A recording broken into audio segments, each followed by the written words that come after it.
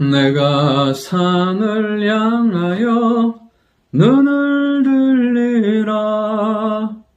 나의 도움이 어디서 올꼬.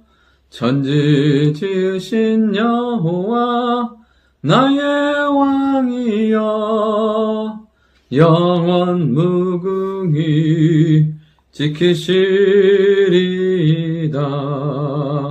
아멘. 하나님 말씀 나훔 2장 1절부터 7절의 말씀입니다. 나훔서의 심판의 메시지, 아수르를 향한 심판의 메시지를 통해서 알 수 있는 것은 무엇이냐면, 하나님 없는 인생의 결말은 같다는 것입니다. 아무리 강하고 아무리 무엇인가를 가지고 있어도 그의 인생의 마지막은 심판이고 멸망이고 아무것도 남지 않는다는 것입니다. 반대로 하나님 안에 있는 사람은 어떠한 상황이든지 하나님은 반드시 일으켜주시고 소망 가운데 살게 하신다는 것입니다.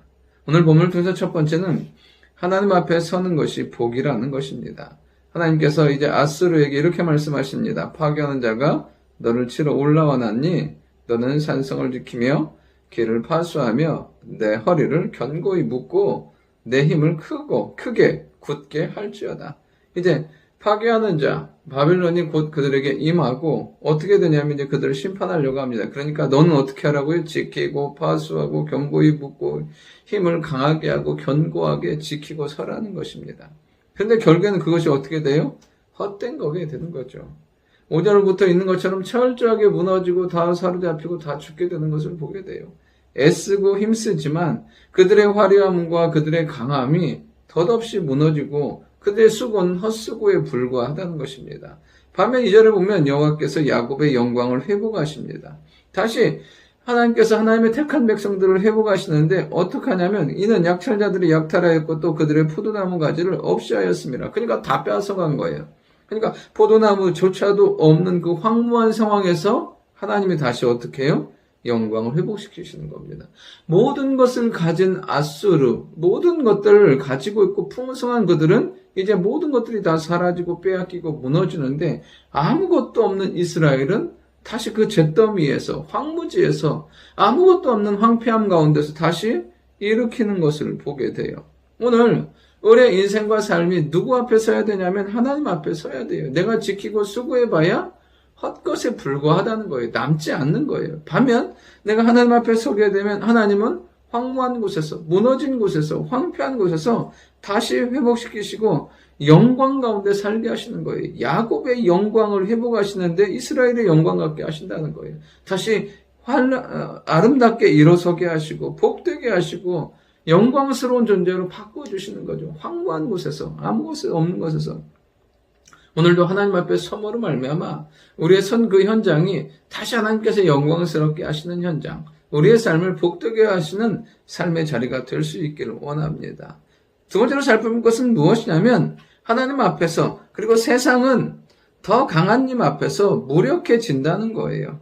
3절에 보면 그의 용사들의 방패는 붉고 그의 무사들의 옷도 붉으며 그 항우를 벌리는 날에 병거의 쇠가 번쩍이고 노송나무 창이 요동하는도다. 병거는 미친 듯이 다르고 이렇다는 거예요. 그러니까 강하다는 거예요. 여러분, 결국에는 아수르는 바벨론에 의해서 무너져요. 그러나 바벨론 역시도 속절없이 시간이 지나면 무너지게 되는 것을 보게 돼요. 오늘 우리가 이 3절과 4절을 통해서 알 수 있는 것은 무엇이냐면 세상에 영원한 것은 없다는 거예요. 세상에 영원한 건 있지 않아요. 제 아버지가 저에게 하신 말씀이 있어요. 10년 꾸준히 잘 되는 사람 못 봤고 10년 끝까지 안 되는 사람 못 봤다는 거예요. 지금은 잘 되는 것 같지만 그것이 영원하지 아니하고 지금은 죽을 것 같지만 그렇게 영원히 그렇게 되지 않는다는 거예요. 반드시 어떻게? 그 삶이, 세상의 것은 영원히 가지 못해요. 반드시 그것은 더 강한 님 앞에 무력해질 수밖에 없고 세상은 하나님 앞에서 지극히 무력하고 연약할 수밖에 없다는 거예요. 여러분, 우리가 성령과 능력과 말씀으로 충만할 때 여러분 세상은 우리 앞에 무력해지고 세상은 더 이상 힘을 발휘하지 못하는 거죠.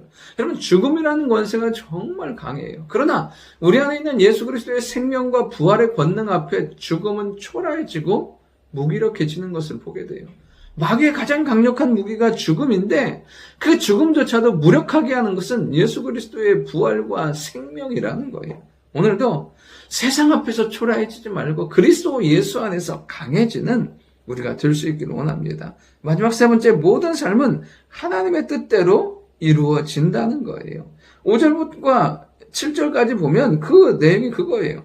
그러니까 이 아수르 사람들이 그렇게 될지 몰랐던 거예요. 그죠? 여기 나오는 것처럼 황후가 벌거벗은 몸으로 끌려가고 모든 시녀가 가슴을 치는 이렇게 될지 몰랐다는 거예요. 여러분, 세상은 몰라요. 사실은 우리도 알 수 없어요. 우리의 인생과 삶 알 수 없어요. 오늘을 내가 살고 있지만 이 오늘이 내 인생에 내가 뭔가를 결정할 수 없고 이 오늘이라는 시간을 끝까지 마친다는 보장도 없어요. 내 삶에 있는 모든 것도 마찬가지인 거죠. 중요한 건 무엇이냐면 모든 것은 하나님의 뜻대로 이루어진다는 거예요. 이 아수르를 향한 모든 것도 그 위에 나오는 바벨론과 하나님의 백성 유다를 향한 모든 것도 결국에는 하나님의 뜻 안에서 이루어지는 것을 보게 돼요. 여기서 분명히 우리가 알 수 있는 것은 무엇이냐면 하나님은 자기 백성을 향한 선한 계획을 가지고 계시고 하나님은 자기 백성을 사랑하셔서 그의 삶을 풍성하게 인도해 가신다는 거예요. 오늘도 하나님은 하나님의 뜻 가운데 우리의 삶을 선하게 인도해 가시는 줄 믿습니다.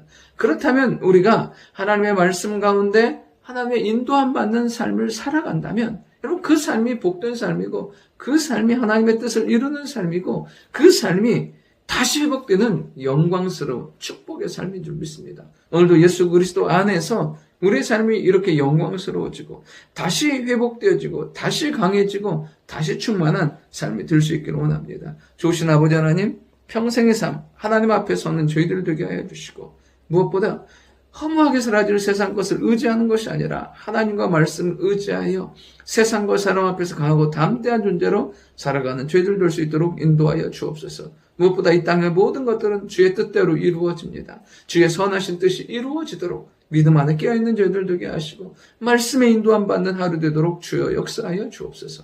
예수님의 이름으로 기도드립니다. 아멘.